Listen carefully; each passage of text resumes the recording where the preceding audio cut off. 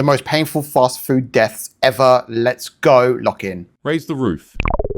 It was just another Saturday night in Harriman, Utah, a quiet suburb 30 minutes outside Salt Lake City.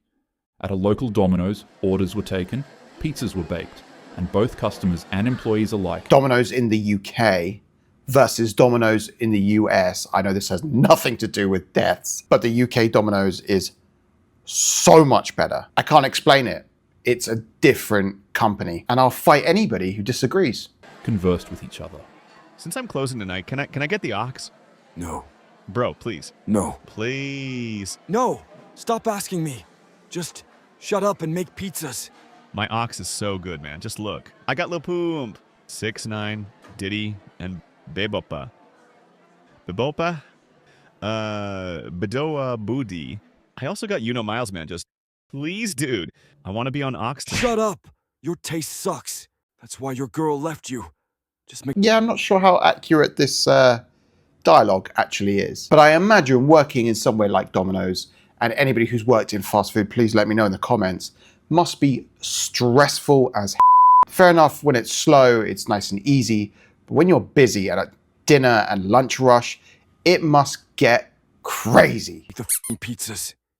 However, amidst all the friendly banter, an SUV tangled in a 3-car accident would veer off its course and smash directly into the Domino's pizza. And as if the crash itself wasn't bad enough, it would also rupture a hidden gas line underneath the building. Within seconds, fire erupted. Bystanders watched in shock as flames consumed the vehicle. Inside, 2 people were trapped. That's when 2 courageous strangers risked their lives, pulling the driver and passenger out just minutes before the SUV was swallowed by the fire. As firefighters rushed in, trying to control the blaze, the building exploded. The blast tore apart the Domino's, sending debris flying into the night sky and causing significant damage to the businesses next door, a Jimmy John's and a Supercuts. Miraculously, nobody was injured and everybody survived.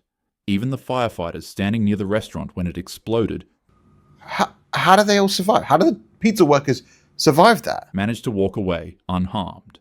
The Domino's, however, was reduced to rubble.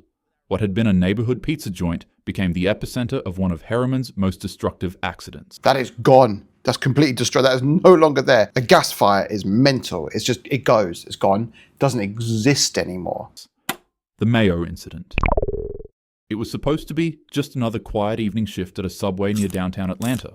The kind of Sunday where the streets slow down and customers trickle in for a late-night sandwich. Inside, 2 young employees were working.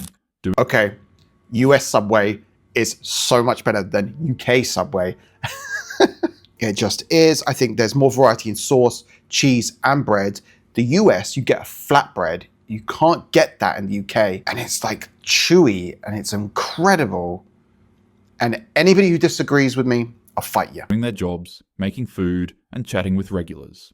As the customers sat down to enjoy their food, the door smashed open and a very odd-looking man walked up to the counter to order a sandwich.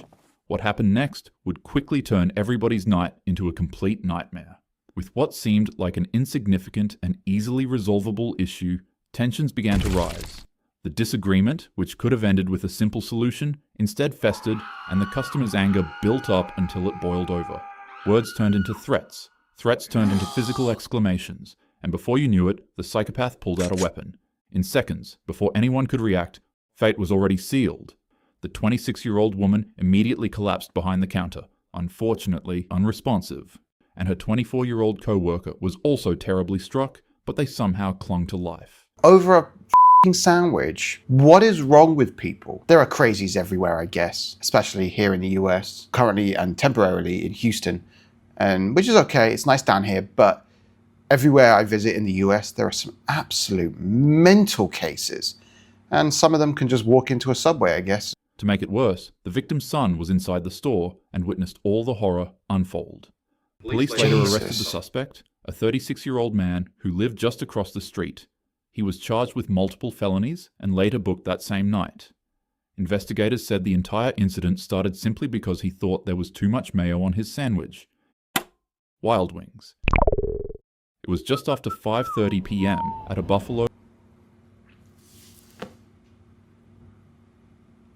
Too much mayo.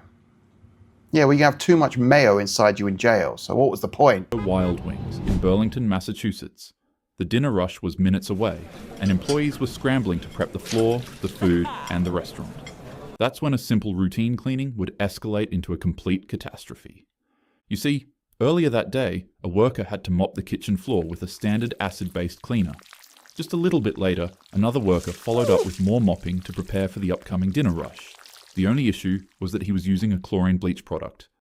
The two chemical cleaners clearly state that they should never be mixed, and the employee had just begun mopping the entire floor, entirely mixing the two. On contact, the chemicals fused into a bubbling green explosion. They created a dangerous, foaming, toxic mixture that began pumping out lethal gas at high doses. The fumes spread instantly. Employees began coughing, their eyes burning, and their lungs felt like they caught on fire. One by one, people ran for the exit, but the floor was already slick with danger. That's when the manager of the building acted fast and grabbed a squeegee. He wasn't thinking about himself, he was only thinking about his team and his customers. He ran out to the floor and began pushing the toxic sludge toward a drain. Would you risk your life for your customers in your place of work? Let me know. Trying to contain it before more people could get injured. But, unfortunately, the fumes overwhelmed him. His chest tightened, his lungs burned, and within moments he completely collapsed. Co-workers and bystanders tried desperately to get him outside, but the fumes were too strong. By the time they got to him, it was already too late. But why were they cleaning with two different cleaning products? Is that not in training? You only clean with the acid product, or you only clean with the chlorine product? How does that happen? A lack of training, or was it a mistake by the person on the day, and by who? 13 people were hospitalized that day, and tragically, the only one who didn't make it out was the manager. For a Buffalo Wild Wings job, especially when your job isn't necessarily to be a lifesaver, you're not a policeman, and paramedic, firefighter, it's not in your role that you're risking your life. That maybe looks bad on me, and some people be like, yeah, no, of course I'd try and save people, but you die. That's it, you die. It's not worth it. The McDonald's Incident. It was the early hours of a Sunday morning in Lima, Peru. At a McDonald's in the Pueblo Libre district, the kitchen crew was wrapping up another long, grueling shift. A young 19-year-old woman and her 18-year-old boyfriend were finishing up that night. The two had plans to attend college, and they were both saving up heavily to continue their studies. Unfortunately enough, this night would ensure that they didn't ever see that dream. According to police, the 19-year-old was cleaning a soda machine when it delivered a strong electric shock. Her body jolted violently, not being able to handle the voltage. Gabriel panicked. Desperate to save her, he quickly dropped what he was doing and rushed in to help. But the moment he touched her, the same current began surging through him too. Sadly, it immediately finished him. By the time emergency responders arrived, both of the employees were already done for. Reports surfaced that the 19-year-old had complained about being forced to clean equipment without proper gloves or boots, while also complaining of being pushed into 12-hour shifts without adequate safety gear. Tina's Burrito. How does that happen? Especially, I know it's Peru, was it? But still, it's a McDonald's, so it has the money, it has the backing. How does that happen? It does not matter how much you need that job. Always push back if you think that things are unsafe in your place of work.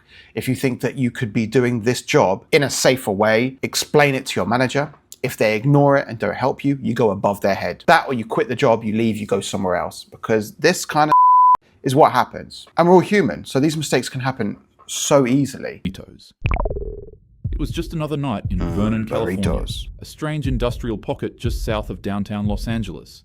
The kind of place with only a couple hundred residents, but sprawling with massive factories that keep the city supplied. One of those factories is Tina's Burritos, a plant that's been churning out frozen burritos for over 40 years, producing nearly 1 million burritos per day. But on this night, the factory floor turned into the scene of a nightmare. At around 9 p.m., a 19-year-old custodian was tasked with tending to the plant's massive meat grinder. The contraption was full with burrito meat and was waiting to be... Oh no. No, he didn't get taken into the grinder, did he? No. Oh Lord. cleaned, and so, as expected to by his job, he began climbing into the inside of the machine to clean it. In this case, the burrito meat grinding machine was not locked, nor was it secure. It's still unclear as to whether an item fell and caused the machine to turn on, or if an employee decided to try to make another batch of burrito meat. But, unfortunately, while the 19-year-old was inside of the machine... This is some kind of like Final Destination. cleaning out the meat, he would hear the industrial mechanism slowly power up and lock into place. The man panicked and shouted for the machine to be turned off, but his cries fell on deaf ears. Once fully turned on, the machine began grinding. His screams echoed across the factory, finally grasping the attention of workers who then rushed to stop the machine. But by the time it finally shut down, there was nothing anyone could do. Paramedics and firefighters arrived, but the scene was already unspeakable. The young man's fate was already sealed. Unfortunately, he was gone in a way too dreadful to describe. The plant shut down immediately. OSHA investigators arrived, and like similar tragedies before, first responders were faced with the grim task of recovering what was left of his body. The process nearly took an hour for them to complete. What was the name of this burrito company? Remind me never, ever to eat one of their burritos. Ever. Life wasn't always like this. There was a time where we didn't have a Whataburger or McDonald's, but rather just nuts, berries, and whatever else we could find to eat that day. Nowadays, you have access to places like these for a quick meal if you're in a rush. Fast food is extremely unhealthy, and you should never make it a habit to eat it. But if you do find yourself at one of the stores, have patience with the employees. It's a grueling industry to work in. With no further ado, have a happy day. I mean, it's an awful job, and usually the people who work there have to work there. They haven't got many other options.